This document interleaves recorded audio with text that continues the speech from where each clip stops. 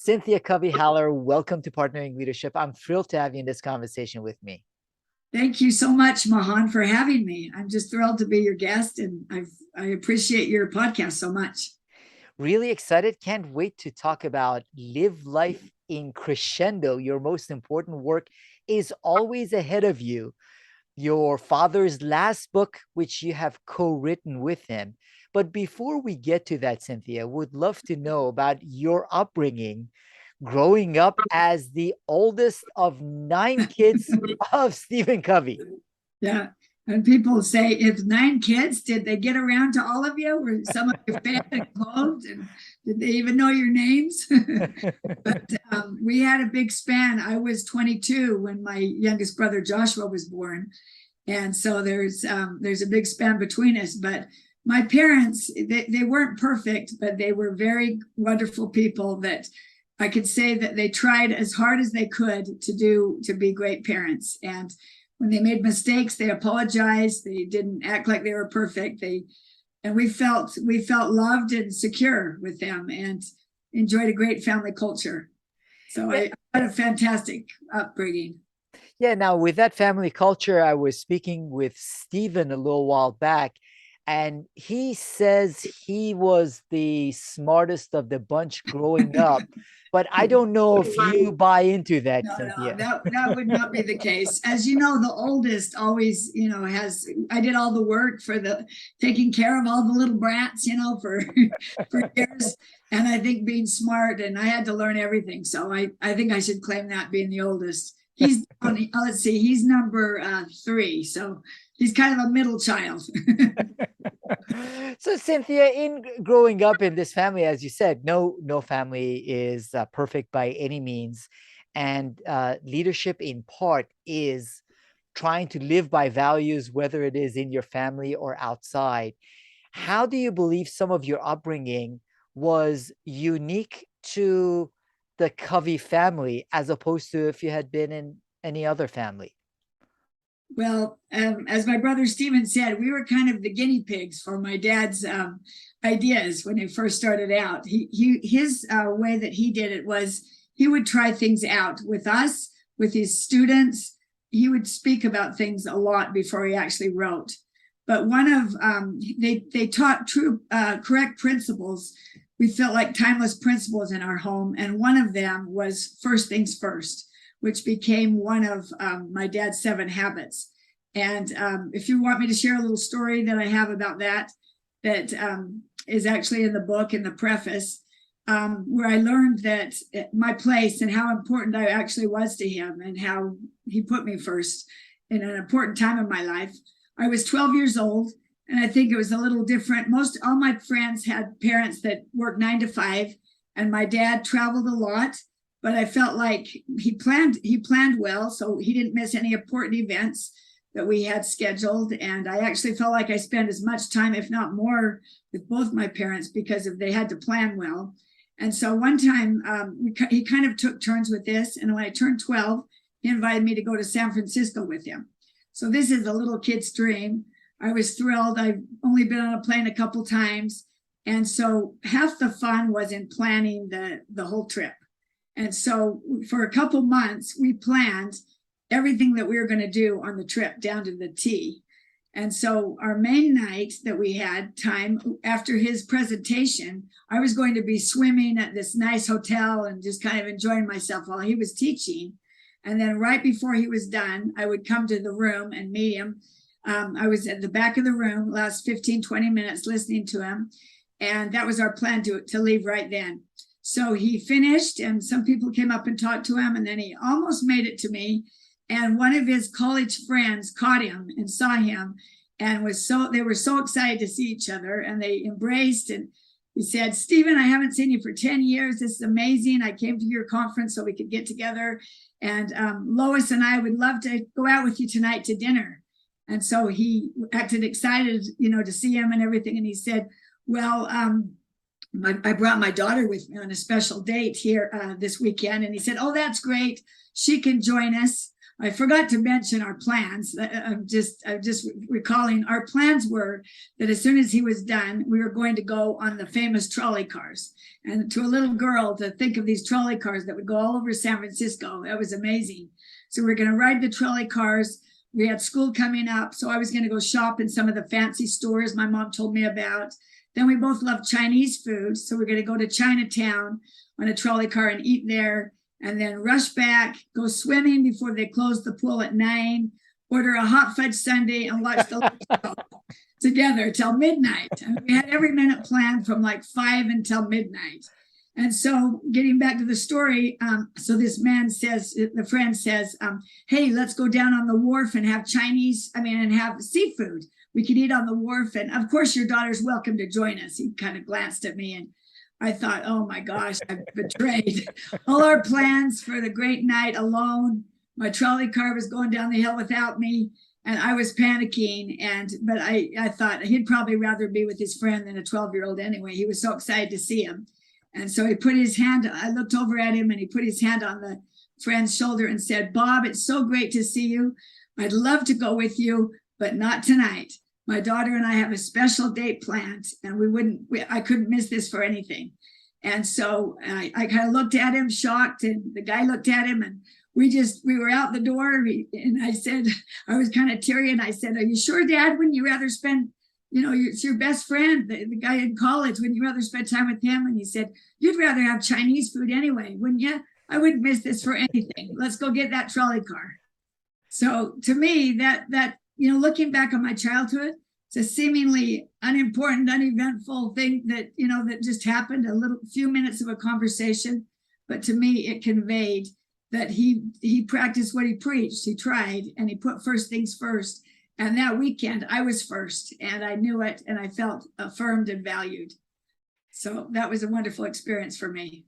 What a beautiful story, Cynthia. And talking about first things first, leadership and parenting is very similar in the same regards, is that more than anything else is the example that we set. We can talk about first things first, yeah, but then our kids look at us or our team members look at us and see if we are truly living by those values, not just making the statements. So that is an example of putting first things first. And in this instance, it was you and having dinner and the Chinese food. The Chinese food. You, yes. Back in those days, I did not like seafood. So when he said the wharf, I panicked.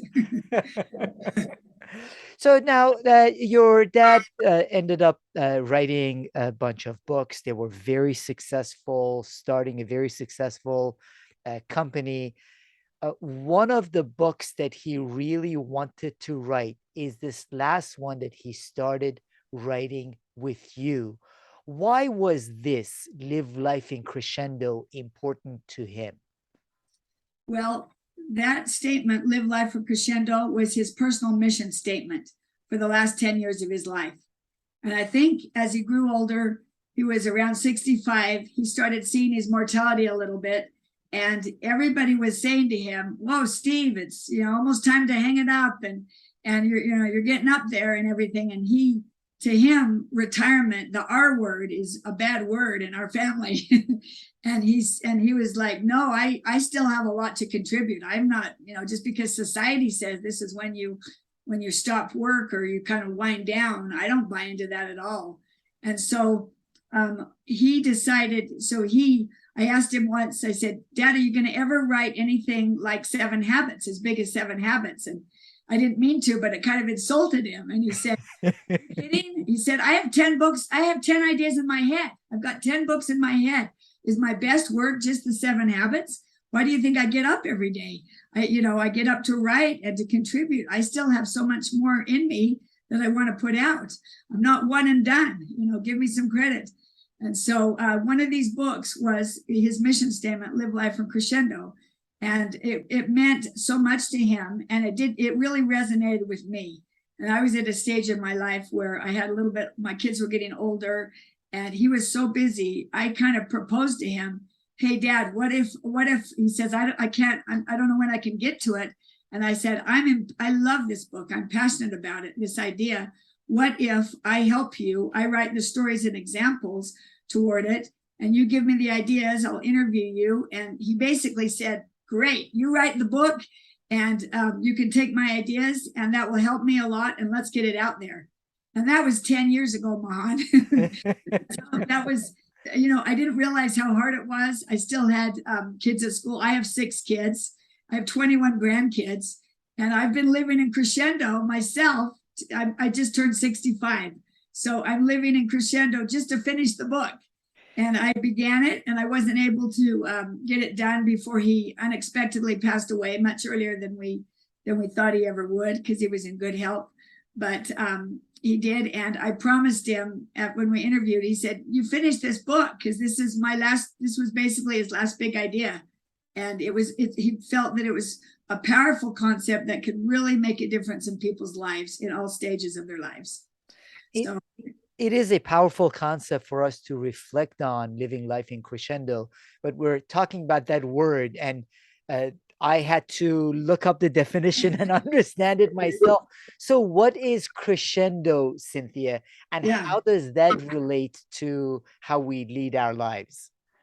Well, we chose crescendo. Well, this was his idea, but crescendo, as you know, the symbol is like this. It expands out. It's a musical symbol, which means that it continues to swell, to grow in grandeur, to increase in energy and volume, to keep going. It just continue. So that idea, if you think of crescendo on your life should keep expanding. You may have ups and downs, challenges, you may have setbacks, but your whole mentality, and I talk about introducing the crescendo mentality, is that you keep expanding, you keep learning and changing and reinventing. Where the opposite is diminuendo. If you can see, diminuendo comes to it slows. It doesn't have much power or volume or energy, and eventually it stops and comes to an end. And so one of the main concepts of the book is we must consciously, in all ages and stages of our lives, choose, and it is a choice, to live in crescendo rather than diminuendo. And that will make all the difference in our future and in our optimism and happiness for what's coming up. And in order to do that, you and your father mentioned that life is a mission, not a career. Careers come to an end, missions don't come to an end. So how can we approach our lives more viewing it as a mission? Because for so long we continually focus on our careers, career progression, and then when that career ends, for a lot of people, they are lost, searching. So how can we lead our lives more like a mission, not just a career? I think that was one of the most important principles in the book. My father actually got that from his grandfather, Stephen L. Richards. And he felt like nothing had impacted him more powerfully than that statement: life is a mission, not a career. And you correctly said, we have all these roles and we do these jobs, and and as soon as the job ends, or maybe you get sick and you can't do it anymore. And I have lots of examples of people that have been disrupted in the middle of their careers or their jobs. Many do say, what's left? What can I do? But the concept of, life is, we've got to find our own unique mission, our own calling in life, what we feel like we're good at. And the most important thing is a mission contributes to others' lives. So if we can identify, as we're going on up through the ups and downs, what is my mission in life? Maybe you think that your mission, and well said, would be partnering leadership is to help people develop leadership in their own lives. And I'm sure that you feel passionate about that and feel like it can affect all, them being a father and a role at home, or a mother and a student, and in a business, any different places, that developing leadership is something powerful that you believe in. And so I think that we have to consciously, and it takes some time to find our mission. Oprah said, use me, God, show me how I can take what I am and what I'm good at for something greater than myself. And I think that's a powerful concept to think. Life isn't about a job or career. It's a lifetime mission. It's the crescendo idea that keeps extending besides ups and downs and bumps in the road. And that keeps you hopeful. And in serving in that, achieving that mission or going toward that mission, I remember having read and then taken a 7 Habits program where you had to, in essence, write your own mission statement and come from Right. it from the perspective of writing your own obituary. Right. Now, there are a lot of times, Cynthia, I find that we all say no one on their deathbed said, I want to spend a day extra working in this job or doing these things or having gotten a bigger house or a faster, fancier car. While that's understood, a lot of the priorities on an ongoing basis end up pushing us in those directions. If anything, in what we are recognizing in success in business, what we are recognizing on social media is pushing us away from achieving that mission. So when you reflect on it, and when you and your father both studied it, talked about it, and wrote about it, how can we stay focused on achieving and going toward that mission rather than being distracted by all the shiny objects on Yeah. social media and all the things that serve our ego? It's one of the greatest struggles of life, I think. How do we keep first things first? How do we have our priorities right? Goethe said, the things that matter most must never be at the mercy of things that matter least. But it's hard to do that. Yeah. The reality of it is you have to make a living. You have to provide for your family. You want to contribute in business. You want to make a name for yourself.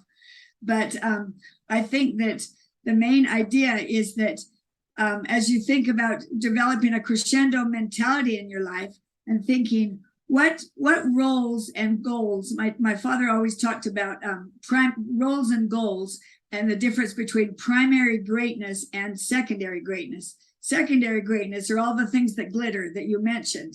And like you say, the deathbed literature says you don't care about that at the end of your life, but you sure do while you're living.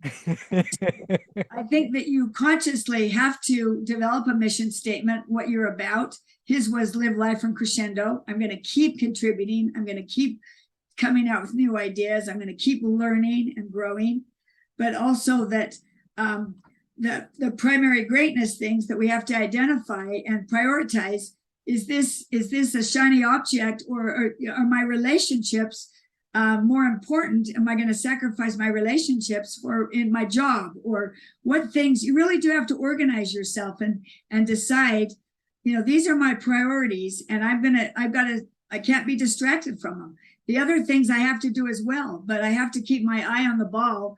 And one of the ways that he talks about doing this is writing down your different roles and goals for those roles that you feel are important. And they could be your personal ones. I'm a father or mother. I'm a sister. I have relationships. I'm an aunt or uncle. Those are some roles I have in the family. Now I'm a contributor in the community. I volunteer. I'm active in my church. I give to the poor. I look for needs. I serve. I'm a business person. I want to be a good manager. I want people to trust me, and to what kind of things do I want to achieve there. So I think setting a mission statement, trying to figure out your mission and your purpose, and then just keep coming back to it, thinking, checking in with yourself. How are the most important roles that I have being fulfilled? And am I being distracted and pulled away from that? And that is one of the biggest challenges, as you mentioned, Cynthia, that we see, whether for us as individuals or in organizations and the community, when there is a disconnect. And that disconnect sometimes happens because we haven't taken the time to reflect on some of those priorities and be intentional about it.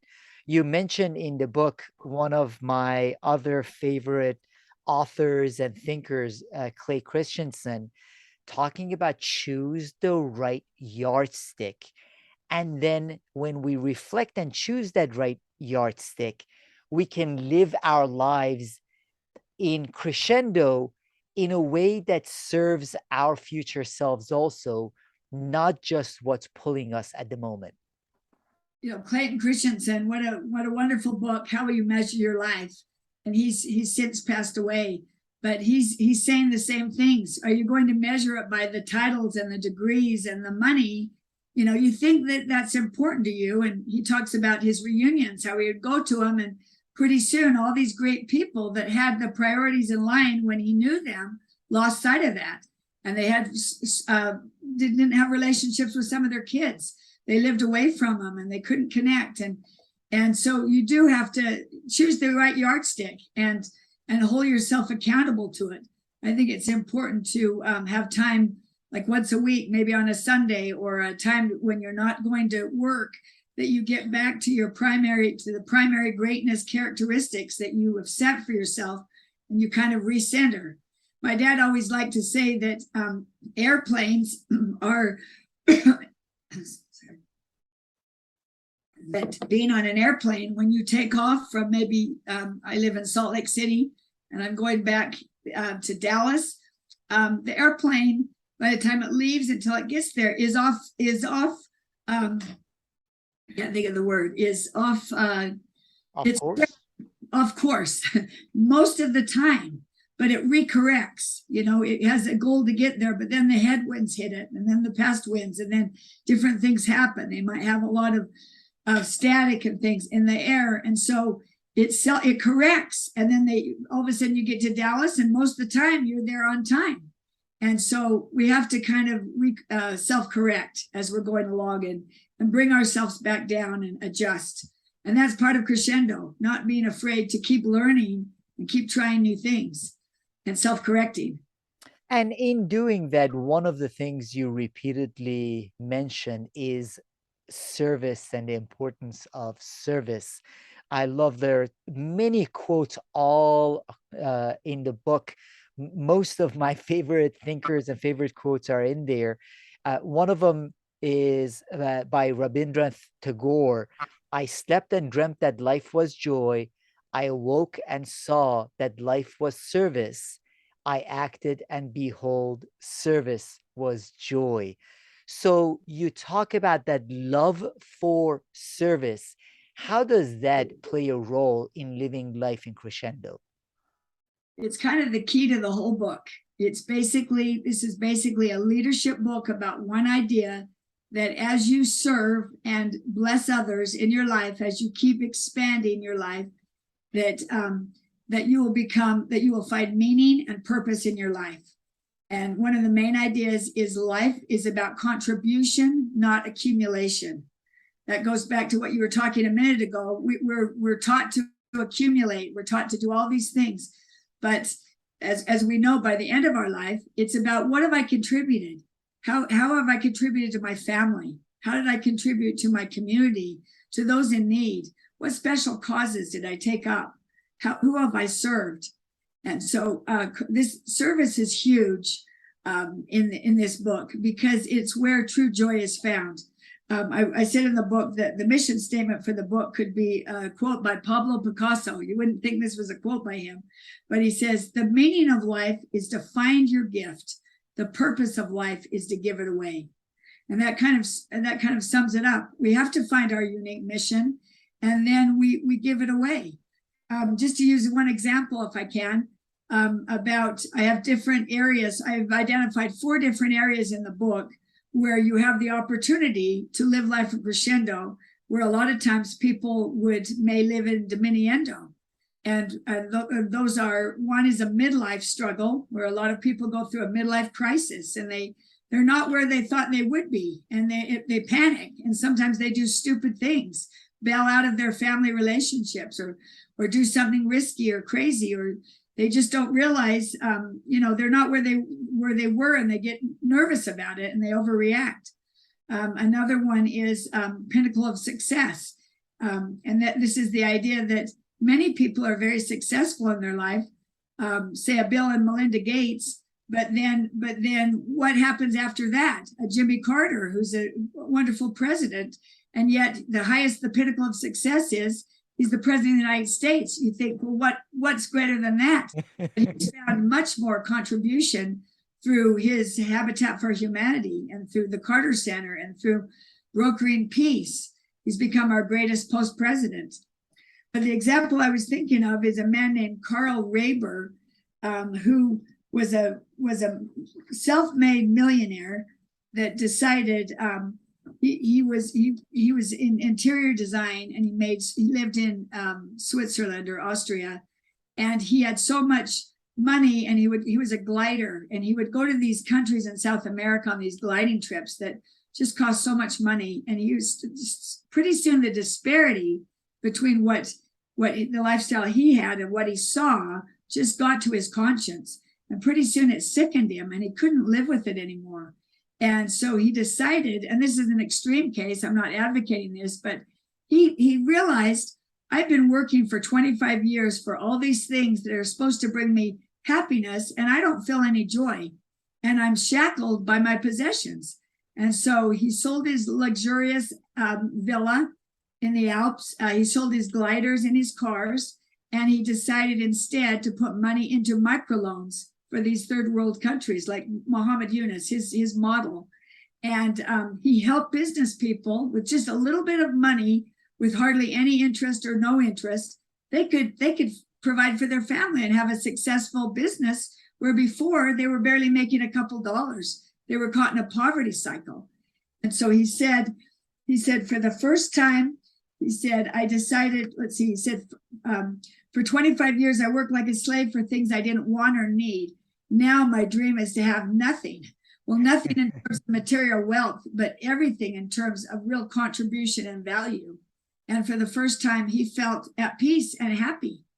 And that's an extreme case. I'm not advocating sell everything and give it away to the poor, but in the pinnacle of success stage, what are you going to do after a successful career? Are you going to sit by the pool like the commercials tempt you? Go to Florida, retire, travel the world, think of yourself, or look around you and think, boy, I have a lot of skills. I have a great network. I care about some of these causes. I can see poverty everywhere. I can see great needs. I'm going to respond to it. I'm going to contribute. And what a great, after a pinnacle of success, you're still succeeding. You're still living in a crescendo doing that. I really admire people that do that. And this is the pinnacle of success that we need to recognize, Cynthia. I think it's important, again, for us as individuals, within our families, in our organizations, and in the community, to shift a little bit of our focus of the types of people we've been celebrating, to celebrate more people that serve, who end up living their lives in crescendo, end up having a positive impact on the community. You have a great RBG quote on that as well. So I think part of it is we as a society have gotten away from recognizing people for these types of contributions, and have focused the recognition primarily on career success and material achievements.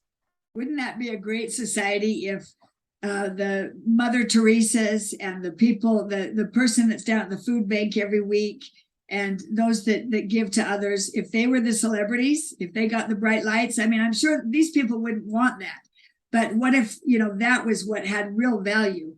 Because in the end, it does. I remember that Mother Teresa and Princess Diana died like a week apart. They died very close to each other. And Princess Diana was a wonderful person, too, that cared a lot about charity. But she had the notoriety. She was the princess of the world. And then this Mother Teresa, this Indian woman that never married, but devoted her entire life to service the poorest of the poor. And I just think her reunion in heaven, getting there, and all her wonderful contributions are just incredible. And we recognize someone like that because they're more well known. But I think as we talk about the circle of influence in this book, that as you start, you have maybe this big, a small circle of influence. As you contribute, as you bring other people in and involve them, it grows and grows until it can become a mighty force for good. And you can be a part of some great cause that you're just a piece of, because you have a desire to contribute and you stick with it. And living life in Crescendo is serving and having that impact. Couple of beautiful quotes, as I said, there are hundreds of beautiful quotes in the I book. love quotes and I couldn't stop putting them in. It's fantastic. Life's most urgent question, what are you doing for others? That's Martin Luther King. And Albert Schweitzer, who I also love much of his writing on leadership. I don't know what your destiny will be, but the one thing I know is the only ones among you who will really be happy are those who will have sought and found a way to serve. So you come back to the fact that reflecting on that service, that desire for service plays a role in living life in a crescendo, and an authentic version of it, Cynthia. One of the challenges that I see is that servant leadership has almost become a buzzword where people talk about it, but they Right. don't necessarily live it. You have a beautiful chapter and statement in there about the need for service without the need for recognition that goes along with it. It's serving to serve, not serving for others to recognize us for serving. Right. That's anonymous, maybe even anonymous giving, serving because you want to serve, not for the recognition. Adam Grant talks about that in his book about giving and givers and takers. And it's he says that a lot of people will wait till they have a lot of money and then they will start to serve and they'll start to share it and be more charitable. But he said most people, and the best way he suggests is that you do it all along. You just work service and giving into your life when you're poor up until when you do really well. I have an example in my book about Mother Teresa, who this beggar came up to her and said, Mother Teresa, everyone gives you something for the poor, and I want to contribute too. I mean, he was poor, and he said, I want to give something too, but today I can only give 1/10 of a cent. And Mother Teresa thought, if I take it, he could starve tonight. He won't eat tonight. But if I don't take it, I'll insult him. And so she took it and she said, I've never seen more joy on the face of anyone who gave money to me. He had such joy because now he was a part of something bigger than himself. He was also in need, but he knew there were others that were in greater need. And he wanted to be part of that. And that's something you can't buy. The feeling of satisfaction in yourself without the accolades. And it's even better if, like the Bible says, your right hand doesn't know what your left hand is doing. You just serve without the accolades. My father's favorite movie was Magnificent Obsession, and you'll have to look that up. But it's about someone that gave anonymously and how it transformed their life. And I wish we could get that to our society a little more also. So that service is a big part of living in a crescendo. You also talk quite a bit about leadership, and most especially about leadership, in part being the ability to communicate worth and potential to people. You also quote Ken Blanchard, who I had a conversation with a few months back. Unexpressed good thoughts are worth squat. So how does communicating worth to other people play a role in helping us live life in crescendo? I think Ken Blanchard is talking about affirming people, affirmations, positive affirmations. When you have a good thought, if you don't express it, it's not worth anything, it's gone. But just to say to somebody, you had a great report today, or I appreciated how you mowed the lawn, I didn't have to ask you, or wow, you look great today. A little word or two can change somebody's whole day and maybe even their life. I mean, the affirmations that you're given. That's what I felt like my parents, they're probably the greatest contribution to our lives, is they affirmed us and valued us. And you're talking about leadership. Leadership is a choice. It's a choice, not a position. It's something that we choose to do.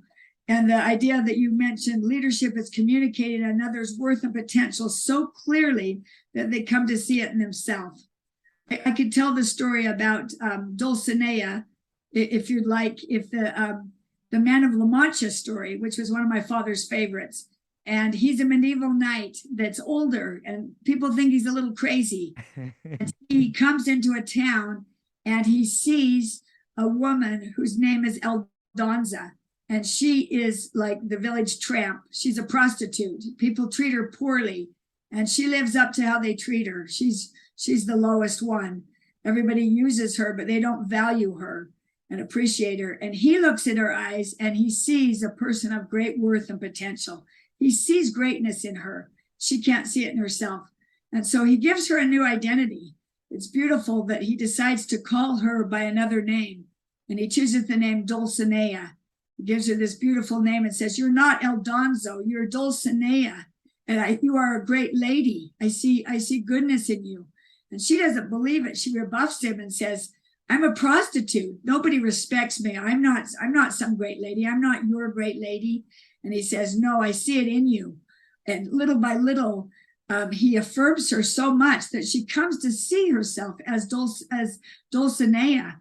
And people see that, and some aren't comfortable with it, and they want her to be Aldonzo again. But she sticks with it, and they treat her so differently that she decides, "I am this new person. I do have worth and potential, and I deserve respect." And so at the very end, she comes to him when he's dying, and he affirms her again and says, "Never forget you are Dulcinea." And it's such a beautiful concept of affirmations. And the book talks a lot, we mentioned a lot about mentoring and how powerful that is. We all know, if you think right now of 2 or 3 people who look up to you and admire you in your life. It could be your children, it could be someone at school, it could be a peer. What an opportunity we have to build a bridge for them for success, to take them under our wing, to affirm them, to see their potential and express it. And what a difference that would make in a person's life who we mentor.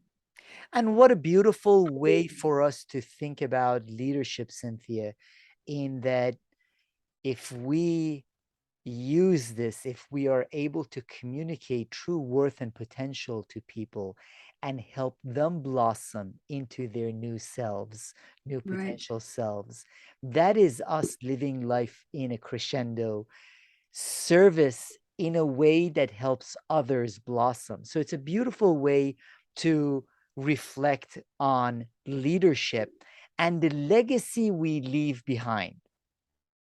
I love that idea of leadership. It's not, we kind of think sometimes leadership is being in charge and being the top guy and they, head honcho, you're the one that makes the decisions. But leadership is mentoring. If you think of someone like John Wooden, we write about his life and how he just says right out, basketball is not the most important thing. He said the most important thing is to mentor and be mentored. And his greatest role, his greatest compliment to his life was that he was a teacher. And he spent 1/3 of his life after having a pinnacle of success, named as one of the greatest coaches ever. And yet his true success and where he found happiness is by mentoring.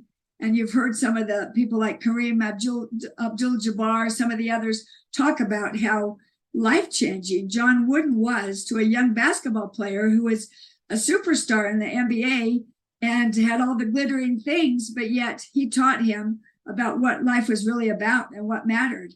And so we have an opportunity every day to mentor to others, and it's definitely living in crescendo. It's something you can do without, thinking, okay, I'm going to go out and serve, I'm going to do all these things. Just look around and mentor someone that's struggling, maybe even in your own family or in your own organization, and watch what happens.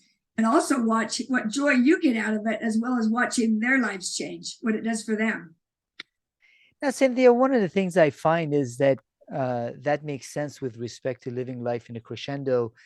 It's hardest a lot of times when we experience setbacks, and you talk about life-changing setbacks as an opportunity to live life in a crescendo. You quote C.S. Lewis, hardship hardships often prepare ordinary people for an extraordinary destiny. We read that, it sounds good, but boy, oh boy, it doesn't feel good to go through hardships. No, So, how can hardships serve as a moment when we are living life in crescendo?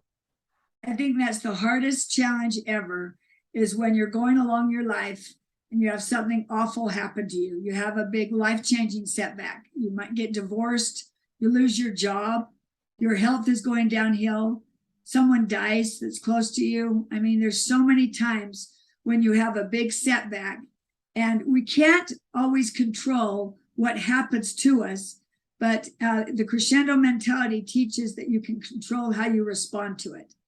And it's easier said than done. It takes a lot, but I've got, this book is different than some of my father's other books in that it has a lot of examples of famous people and non-famous people living life for crescendo in different ways. And this is my favorite part of the book, because it's inspiring to me on how I'm going to handle my setbacks. So one story I told, if I can just tell this briefly, is one of my favorites, about Anthony Ray Hinton. He was a black man in Alabama who was accused of killing two people, and was basically framed for the murder. They couldn't solve it. He was convenient. He had a great alibi. He was actually in a lockdown at work and had 15 miles away, and yet he was framed for this and sent to death row. And he just couldn't believe it. He just thought, I'm innocent and I trust in the legal system. Things will work out. The truth will come out. But because he was poor and didn't have a good defense, it did not work out that way in this community. And this was back about 35 years ago. And so anyway, he was so discouraged and full of despair with this huge life setback. He was just going along in his life, and all of a sudden he finds himself on death row with no future, is what it seems. And so he went into the jail and death row, and he threw his Bible under the bed, just kind of symbolic of, I don't have faith and hope anymore. And he basically shut down his life. He started living in diminuendo. His life was coming to an end, and he didn't care. He was done. And for 3 years, he didn't speak to anyone or have any communication or acknowledge the presence of anyone except for his family and friends. No inmates, no guards, nothing. He just shut down his life. And so finally one night he's in his cell and he hears an inmate right next to him just sobbing, just crying so hard and desperately calling out for someone to help him. And it awoke in him something that had always been in there, a compassion for another human in suffering, even though he was suffering. And he decided this. He realized, even in death row, he said, he realized he still had some choices. And this is what he said: despair was a choice, hatred was a choice, anger was a choice. I still had choices, and that knowledge rocked me. I could choose to give up or to hang on. Hope was a choice, faith was a choice, compassion was a choice, and more than anything else, love was a choice. And so he broke his 3-year silence and spent the night comforting this inmate on death row who had just gotten the news that his mother passed away and was beside himself and wanted to end his life. And so he talked to him about it and had him talking and connecting.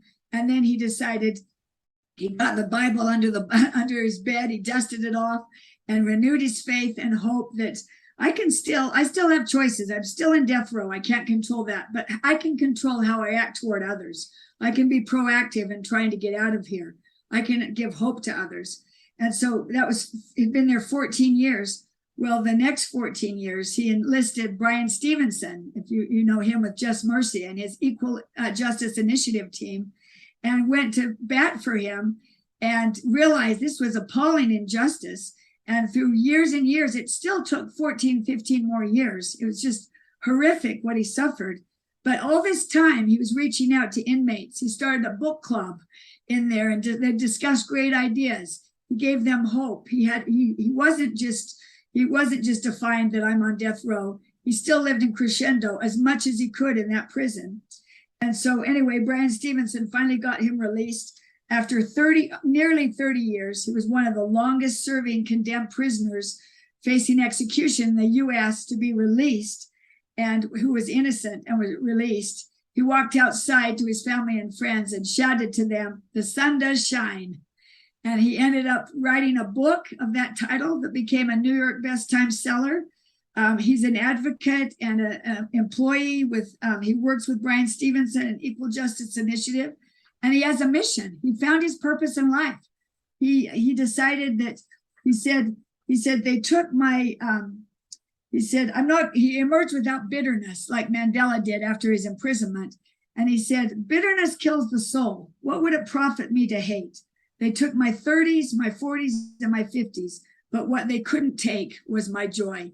And so he started his life again when he, 30 years later of imprisonment, and he found his unique mission, and that is to help other unjustly imprisoned people and to give hope to others. And he is living in Crescendo despite all those years that we're in prison. And what an inspiring story. I just can't believe, I would hope I would have the courage to act as he did, but I sure admire people who do these kind of things. It is a beautiful story of the fact that in his case, what an extreme injustice and setback, but there were things he could control that added joy to his life and helped serve others, communicating worth and potential to others, which helped him live life in Crescendo, even while that injustice was being done. So setbacks happen in all of our lives. For some, extreme injustice and horrible setbacks of 30 plus years. For others, as you mentioned, it can be loss of a job, loss of a loved one, a separation, other things that are setbacks. However, those setbacks by themselves shouldn't define us. It's how we choose to respond, and that's a choice that can help define us. It is a choice, as hard as it is, and you think I don't have a lot of choices, but as you exercise that choice and act upon it, your circle of influence expands. He was able to reach dozens of inmates, dozens of guards with his attitude and with his hopefulness and his personality. And that is an extreme case, but in our own lives, we all have setbacks. We all have hard things happen to us. So we have to kind of step aside and say, okay, am I going to be a victim of this? Or am I going to choose to live in Crescendo and look for what I can do? I still have choices. Michael J. Fox is another story in here that he realized he was diagnosed at the height of his career with Parkinson's. And first he drank. He said, I just was in denial and I ignored it and I drank to forget about it. And then he realized the only thing I can't choose is to have the disease. All the other choices are up to me. And look what an advocate he has been for Parkinson's. People would say he's playing his most important role right now. He's raised $1 billion, I just found out, over his lifetime for Parkinson's research. And he's the face of Parkinson's now. And he could have shriveled up and just kept drinking and self-destructing and feeling sorry for himself. And then he realized, I still have other choices. I can control my disease and I can contribute.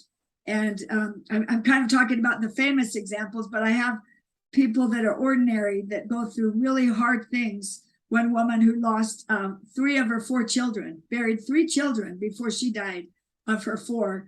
And how people who didn't know this would never know that this cheerful, serving woman had such heartache. But she still continued to live in Crescendo despite the hard things that she faced. And it's so admirable.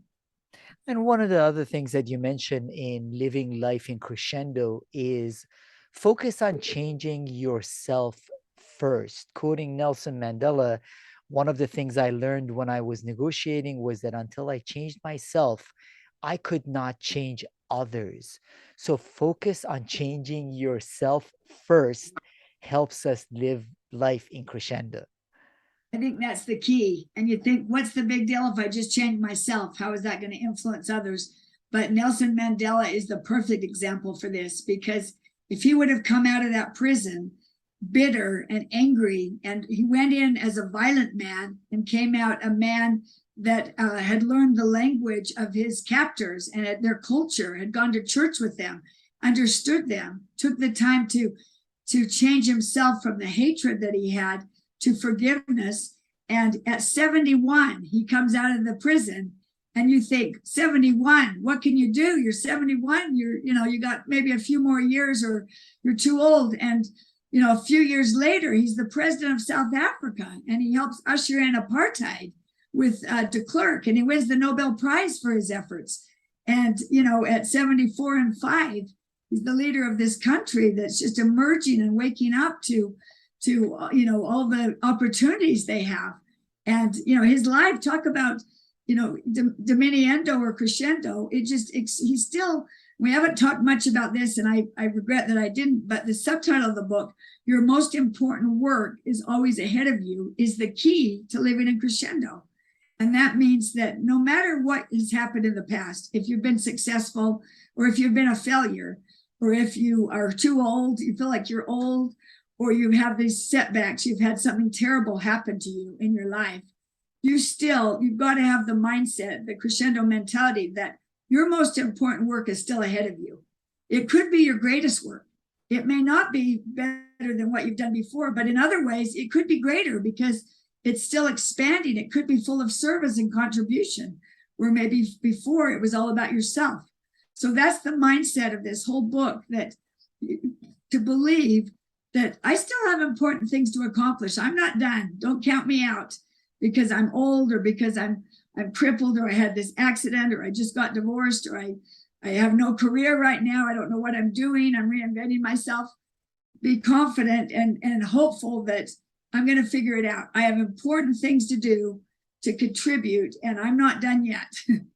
It's optimism through service, and optimism through having a positive impact on the world and the people around us, and bringing joy to them, which is why the book serves as a great framework for how to do that. And I really appreciated the thoughts that Stephen Covey and you, Cynthia, shared all throughout, and the many examples, as you mentioned, whether the famous people or the not so famous people, all going through the same process, same struggles in some instances, to be able to live life in crescendo.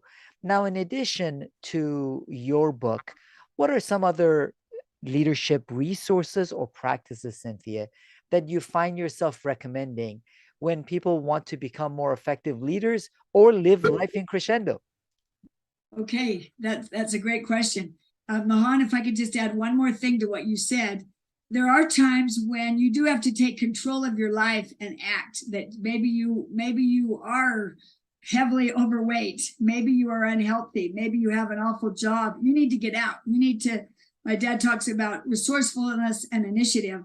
You have to make it happen for yourself. And part of crescendo is that besides believing this, you have to take action and reinvent yourself.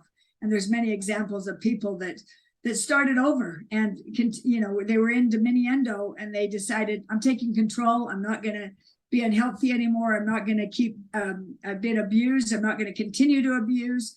And they made changes. And so I think that's a powerful part of leadership, also modeling that. But in answer to your question, I got to recommend my brother's book, of course, Trust and Inspire. That's such a great leadership book, and just talking about the new ways of trusting and inspiring people rather than the old model of command and control. So that's been a powerful. I just finished listening to it on Audible again, and it's really powerful. I think, if it's just a shameless plug for my brother, but some other books that I mentioned. The Sun Does Shine I like reading books that people reinvent themselves, such as The Sun Does Shine by Anthony Ray Hinton, which is a fantastic book. Brian Stevenson lives in crescendo, and he's got the Just Mercy and different contributions. I've been reading Essentialism and Effortless by Greg McKeown, which are powerful ways to take control of your life and prioritize. We were talking earlier about how do I go through all the fray and do things that really matter. These are powerful Greg McKeown presents a lot of practical ideas that you can follow to make things that are hard more effortless, and to cut a lot of clutter from your life and only do what's essential. So anyway, those are a few. The Moment of Lift by Melinda Gates is so powerful and inspiring. Here she is the pinnacle of success, one of the richest women in the world, and they both devote their time to their foundation, and she could do this from home, and she goes to these third world countries, and she lives with people as a billionaire woman in these little hovels that they have, and sees their problems of deep poverty firsthand, and realizes that women are being pushed to the margins, and that if they include women changing their culture through these things, that it can how much it can affect their poverty and change it. And anyway, that's called The Moment of Lift, which is a great book. How Empowering Women Changes the World. So I don't know, there's a lot of greats. I kind of don't go for the straight leadership books. I go for the ones where people have done it. And I like hearing about how they modeled leadership. Those are great recommendations, couple that I need to read as well, in addition to Stephen's book, which is outstanding. We need much more trust and inspire leadership. And I believe what your father and you have written in Live Life in Crescendo can help us get there, because we need to live life in crescendo before we can become trust and inspiring leaders. That's true. We have to have, we have to be whole ourselves. So for the audience to find out more about you and this book, Cynthia, where would you encourage them to go? Well, Simon & Schuster is releasing this book on the 27th of September, but it's on Amazon right now if you want to pre-order. Franklin Covey will be putting their website, franklincovey.com. We'll have some information about it on Facebook soon. That will be coming out. And also I have an Instagram and Facebook page as well, and Twitter. I just got into the Twitter so that I can, and LinkedIn. So it's a first for me. I'm living in Crescendo. I had my main mission in life before this was raising my 6 kids. And now I reinvented myself and became a first-time author at 65. And I'm trying to live in Crescendo to fulfill my father's wish to get this last powerful idea out to impact people in hopefully a positive way. And it, as you said, serves in having you serve as an example of living in crescendo, learning, growing, and moving up rather than winding down. Now, I also love a quote you actually opened the book with Pericles.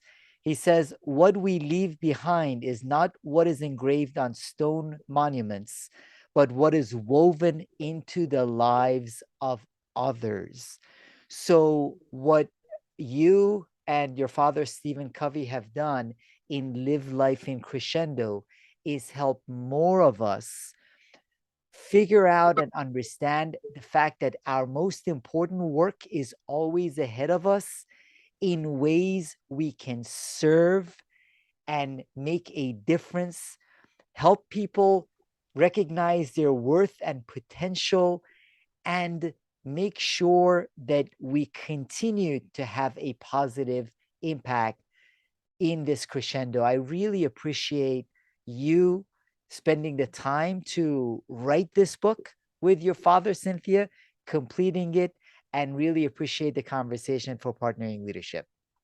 Thank you so much. You've read the book well. You understand the principles, and we want to challenge people to identify what they can do to serve right around them, to think of needs that they see maybe in their own family or their community, and decide what a little bit, just to start, to volunteer to do something, or to reach out to someone, or to mentor somebody, and see what a difference it makes in their life.